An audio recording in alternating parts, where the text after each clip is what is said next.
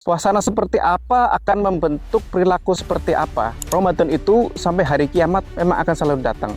Kita kadang-kadang kalau di bulan-bulan biasa atau di hari-hari biasa untuk taat sama Allah, untuk ingat sama agama mungkin agak susah gitu ya, karena suasananya tidak tersuasanakan seperti itu.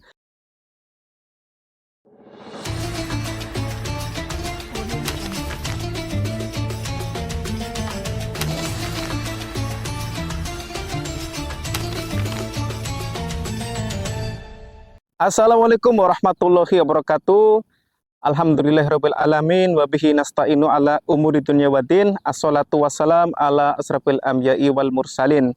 Teman berbuka semua, apa kabarnya? Mudah-mudahan puasanya lancar gitu ya. Yang lain boleh nggak lancar, tapi kalau puasa tetap lancar gitu ya.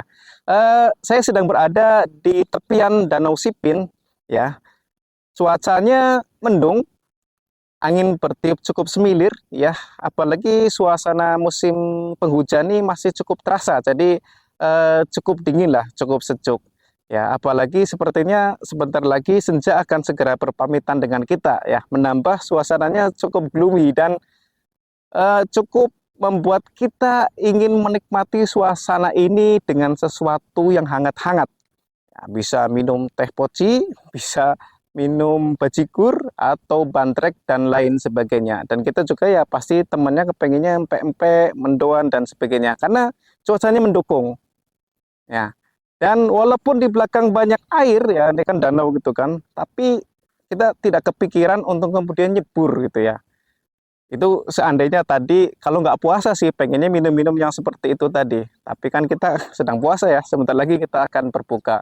Nah, hadirin teman berbuka semua, eh, kita manusia ini memang terikat dengan ruang dan waktu, terikat dengan lingkungan sekitar, terikat dengan suasana. Suasana seperti apa akan membentuk perilaku seperti apa. Seperti kita sebutkan tadi, dingin-dingin pasti nggak ada yang kebayang kepengen minum es boba, es teh, dan sebagainya. Pasti kepengennya yang anget-anget. Karena suasananya menggiring kita untuk seperti itu.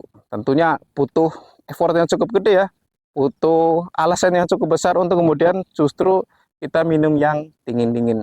Nah, teman berbuka semua, apa sih kaitannya dengan kita di bulan Ramadan? Jadi, sepandai-pandainya manusia adalah mereka yang bisa memanfaatkan momentum yang ada. Kita kadang-kadang kalau di bulan-bulan biasa atau di hari-hari biasa untuk taat sama Allah, untuk ingat sama agama mungkin agak susah gitu ya, karena suasananya tidak tersuasanakan seperti itu. Kalau ada mungkin alat ukur derajat ketakwaan atau derajat spiritual, mungkin kalau di bulan-bulan biasa akan datar seperti ini, tapi ketika di bulan Ramadan ya insya Allah ada sedikit penanjakan. Ya, kepekaan kita terhadap spiritual kita juga akan tetap ada kenaikan. Nah, mari kita manfaatkan momen ini ya bagi siapapun ya, terutama diri saya, terutama kita semua yang kepingin berubah, yang kepingin bertransformasi diri, yang kepingin menjadi pribadi yang lain.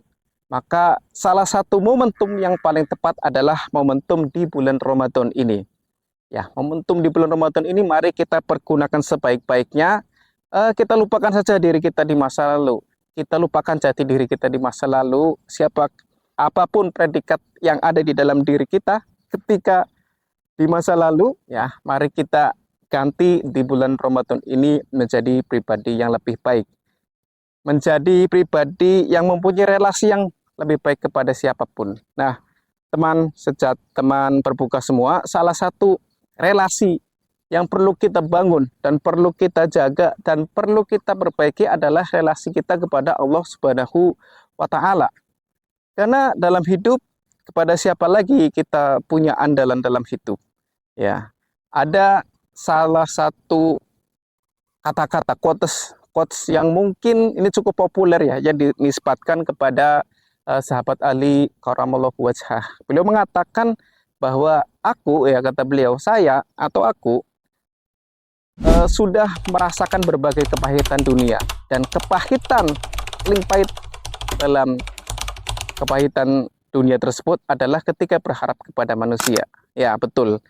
Mungkin teman berbuka, kita selalu berinteraksi dengan manusia, kita hidup di alamnya manusia, dan kita sering menggantungkan diri kita kepada manusia. Nah, itu karena alami, sesama manusia akan saling tergantung. Tapi kadang kita berlebihan, kita sering mencari validasi manusia. Kita sering kepengin dianggap lebih sukses dari manusia yang lain. Kita juga kepengin lebih hebat daripada yang lain, ujung-ujungnya kita kepengin pengakuan, dan dalam sosial atau relasi sosial kita kepengin berada di bawah, di atas. Tapi itu adalah harapan yang semu, hadirin, teman-teman, berbuka semua. Itu adalah harapan yang semu. Kita tidak akan pernah mendapatkan kepuasan ketika kita berharap kepada relasi kepada manusia. Ya, manusia itu kadang-kadang kalau kita butuh bantuan, kadang-kadang dia tidak mau membantu. Padahal mampu. Ada juga yang paling parah, sudah tidak mau membantu, ya memang tidak mampu juga. Tapi ada juga misal manusia yang ketika kita minta tolong, dia mampu membantu, dia mau membantu, tapi belum tentu Allah berkehendak untuk bisa membantu atau menjadikan orang itu sebagai wasilah. Karena itu andalan satu-satunya atau relasi terbaik yang bisa kita bangun di dunia ini adalah relasi atau hubungan kita kepada Allah Subhanahu wa Ta'ala.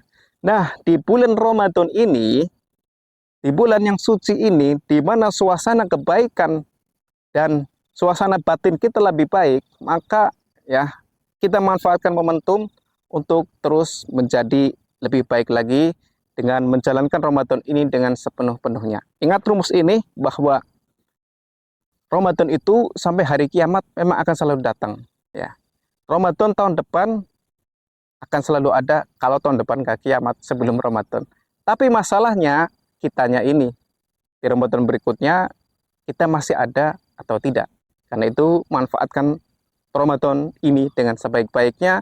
Mudah-mudahan ada perubahan dalam diri kita ke arah yang lebih baik lagi, dan meninggal dalam keadaan baik, husnul khotimah, harapan kita semua. Wassalamualaikum warahmatullahi wabarakatuh.